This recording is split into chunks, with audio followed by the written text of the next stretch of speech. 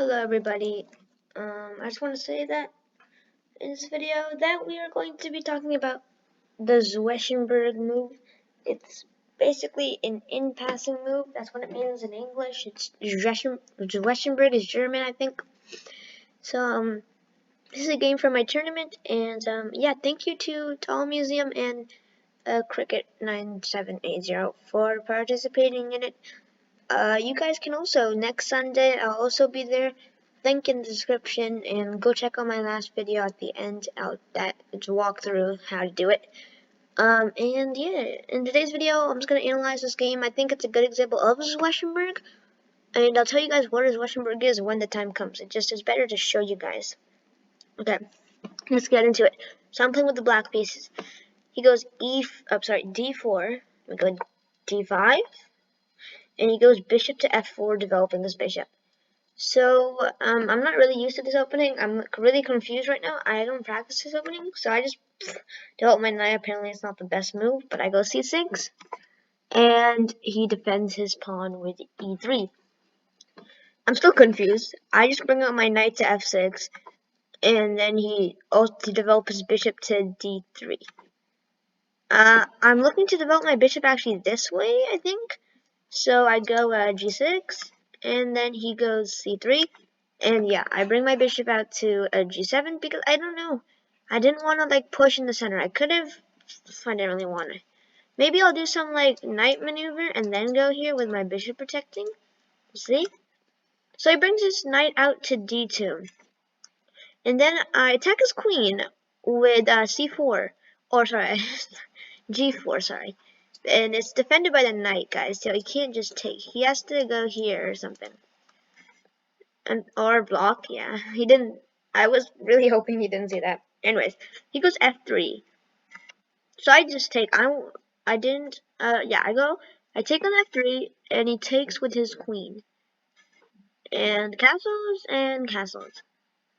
And here, what I'm trying to do is I'm trying to push this pawn without it being taken. So I go A6. He meets me with B4, and apparently it's a mistake. B5.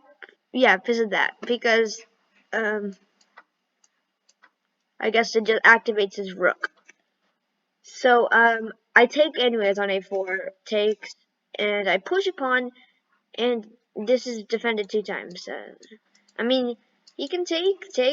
Nah, he can't take anything. Okay, and this is where he blunders. I don't think I see it, but he goes C4, and apparently I think it's because it takes, and then like if oh no, because the bishop is hanging, so then he has to go like let's move his like. He has to move his bishop back, and then I pick up the pawn or something. No. Oh, this? I don't know. Computer's weird. If you guys know why it's a blunder, please say in the comments. But I take, like a normal person, on B4. He takes my rook. I take my rook back on A8. And then he takes this pawn on D5. And I completely missed the fact that his queen could just take my knight. And he completely missed the fact that his queen could take my knight. So I defend it, E6, takes D5. And then I go B8, and he takes this pawn on C7.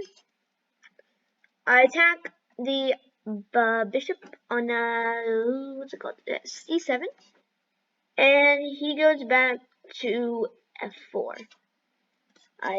And this is when the Zwischenberg happens.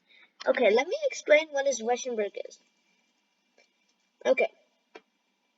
Tell me, guys, if this is a good move. Some people might say no, because takes. And he's just up a piece. What is a Zwischenberg? A Zwischenberg is an in-passing move. So what do you think that means? If I play knight to d4, what is an in-passing move? Okay, An in-passing move is after he takes, I give a check. It's an in-passing move. He can't just move out of the way. He's in check, guys. He has to go here. Then I take. Did you understand, guys? I won a pawn because if he just took my knight, I would just take his queen. He can't take my knight because I would take his queen, and his queen is undefended. His queen is under attack. So what does he have to do? He can move out of the way if he wants. I think he can go... No, he can't actually. All the squares are... No, he can go here. And then... I mean, like, I just go here. And then take here, here, here, and I win a piece. Again. So he has to take, guys. But you guys are probably wondering, why did I do this? I mean, like, it's only for a pawn, because I win this pawn right here. I win the pawn in d4. So why would I do it if it's only for a pawn? I mean, it was pretty risky. Imagine I miscalculated something. Well, I'm down a pawn, and let's say that I had done something like this. Okay? Why did it blunder? Oh, wait. Just takes, and then let's say we simplify. We trade these knights. Knights are gone. Trade the rooks. Bishops are gone.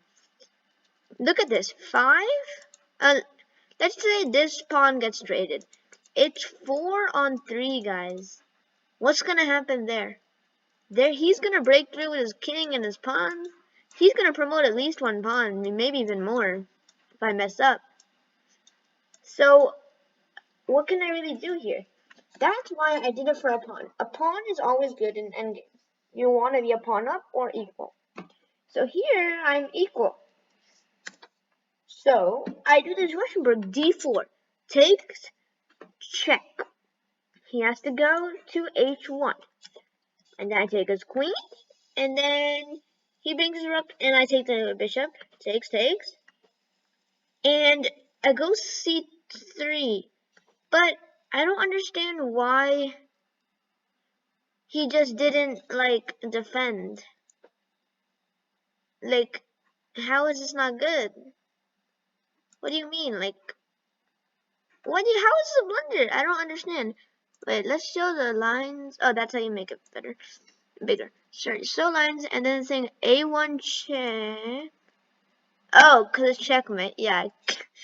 He actually saw that. I didn't even see that. He went there. He's good. I didn't even do that.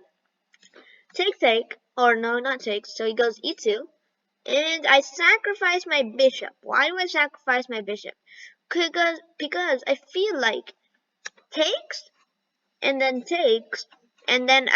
this pawn's gonna win. This pawn's gonna go all the way. So that was my logic. And I blunder my pawn, so now it's equal. But guys, these are doubled pawns, so it says it's a draw, but we'll see what happens, won't we? I go f6. He meets me at g3. I give a check. He goes f3. I push my king, and I'm looking to trade right here on g5. He gives a check. I go back. He pushes his pawn h4. I'm going for that pawn. I go h1. And he brings his king to e4, disregarding his pawn for some reason. And then I go back to g7 because check. And he does a mistake. He goes e5. And I give a check. And he blunders. He goes d6. And I blunder. I don't know. I go g5. Does not take. But I think what I was afraid of was something like this. I don't know. I could have just taken this pawn. It would have been easier. But I go here looking for trader rooks. He goes up. He goes b5. Takes. And rook g5 check. I block. He goes here. And I go g2. Takes. I push my h pawn. And he takes his pawn. I go up to g6. Check. g5. e6, push, f7, push to g4, and he gives one last check, which I just sidestep. I go g3, gives check, and I just take the pawn. Check f7, check g4, or g3, sorry. He goes e5, bringing his king, h3, g7 check, h2, take. He tries to bring his king f4, I just push, e3, take, and then I'll show you guys how to checkmate with the queen and the king. So I checkmated, guys, but I'm just going to show you, there's probably a quicker way, so let me show you. So my idea of how checkmate is, basically, let me just like finish the computer so I can show you guys. Basically, I block off the king, and I bring my king. Let me show you guys. I block it off so it has to go either down or to side or down. Okay, they went down, so I go down. I block them off, guys. I didn't mean that. This doesn't matter. Okay, and then if they don't go down, I bring my king. They went down, I go down. I bring my king. If they don't go down, I bring my king here. And they have to run away, because if they go here, guys, then I go here, check, and they can't go up because of my king, so they have to go down. I do the same thing, checkmate. So they have to go here, and I just follow. Easy. Follow. And they have to go down, so I just go here. And I go here. I don't, guys, I don't go after them, because then they can go, it'll just take longer. So I go here. He goes here, I go here. And he has to go back. And then there's two ways you can checkmate. Can you find it? You either can go h8 or e7. Let's just go e7. And yeah, or you can go h8. Yeah. Well, guys, that was the Zwischenzugs of the game. Let's just review it one more time because I think it was pretty epic. It was a pretty good game. I placed, I think 12th. I don't remember. I didn't check. They didn't send me an email yet. And I'll put the next one, link in the description for USCF and the Marshall Chess Club. You guys can join too and play against me. Let's go. Okay, Zwischenzugs. Oh, that was beautiful, guys. That was a great move by me. I can't even lie. I'm not even trying to brag, but this was pretty epic. He can't even do anything here. Like probably the best move here is just taking. Yeah, just take. Didn't mean to do that. Just taking. Yeah, you just have to, because otherwise either way. This is the one thing that he loses a pawn. In other ones, I mean, and then I didn't see checkmate. Like if he had gone here or something, that's a blunder. This is a little bit better. Yeah, take, and like he can't take. It's a blunder if he takes, and then he has to go here or something, and then I just go like I just take. Oh, don't do that. Don't do that. Well, guys, it was a pleasure analyzing my game. If you guys did enjoy, make sure to like and subscribe. Also, the candidates tournament is actually here, sorry. So if you guys want to go check it out, chess.com/events, leave, I don't care. And you guys can look at the standings at the time of recording. Ding, Loren, and MVL are still playing. And right now, Nepo with 5.5, Fabiano with 5, Geary with 5, MVL with 4.5, Grishuk, I think, with the 4, I can't even pronounce these guys. Yeah.